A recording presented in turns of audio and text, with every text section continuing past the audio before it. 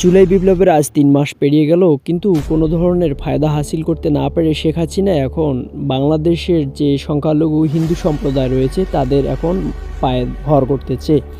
আপনারা জানেন যে চট্টগ্রামে যে ইসকন রয়েছে, সেই ইসকনের একজন সমন্বয়ক রয়েছে যাকে আপনারা চিন্ময় কুমার দাস বলে থাকেন। সেই চিন্ময় কুমার দাস কিন্তু ইদানিং কয়েকদিন থেকে এমন কিছু বক্তব্য পেশ করতেছেন যার দ্বারা বাংলাদেশের স্থিতিশীলতা নষ্ট হয়ে যাচ্ছে। দিন দিন বাংলাদেশের হিন্দু সমাজের মধ্যে একটা উগ্রপন্থীর ভাব বিরাজ করতেছে।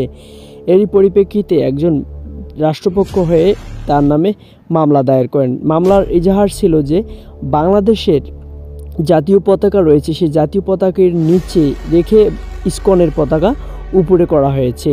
এখানে দ্বারা আপনারা যা বুঝতে পারেন সেটা হচ্ছে যে বাংলাদেশের পতাকা, বাংলাদেশের ভাবমূর্তি নষ্ট করা হয়েছে। আর সেই সাথে বাংলাদেশের যে একটা শান্তি পরিবেশ ছিল, সেই শান্তি পরিবেশটাকে নষ্ট করতেছে। এর মূল কারণ কি জানেন? শেখ হাসিনা যে রয়েছে, সেই শেখ হাসিনা বাংলাদেশে ফিরিয়ে আনার একটা পায়তারা চলতেছে।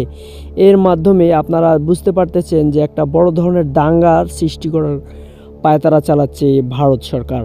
আর এই দাঙ্গার মাধ্যমে তারা এটাই জানান দিতে চাচ্ছে যে বাংলাদেশের যে অভ্যন্তরীণ সরকার রয়েছে, উপদেষ্টাগণ রয়েছে, তারা ব্যর্থ হয়ে গেছে। তারা এখন আর দেশ চালাতে অযোগ্য। তাই বাংলাদেশে একমাত্র দেশ চালাতে সমর্থ হচ্ছে শেখ হাসিনা। এটি পশ্চিমা গণমিডিয়াতে প্রমাণ করতে চাচ্ছে যে বাংলাদেশে যারা রয়েছেন তারা কিন্তু বাংলাদেশ চালাতে ব্যর্থ।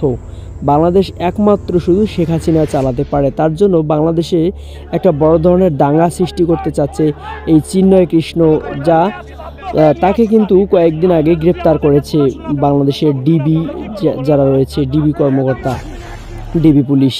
আর তারই পরিপ্রেক্ষিতে আজকে চট্টগ্রামে কিন্তু তাকে জামিনের জন্য আদালতে পেশ করা হয়, কিন্তু আদালত কর্তৃপক্ষ সেই জামিনকে নামঞ্জুর করেন। আর এরই পরিপ্রেক্ষিতে চট্টগ্রামে কিন্তু একটা উত্তেজনামূলক পরিবেশ বিরাজ করতেছে।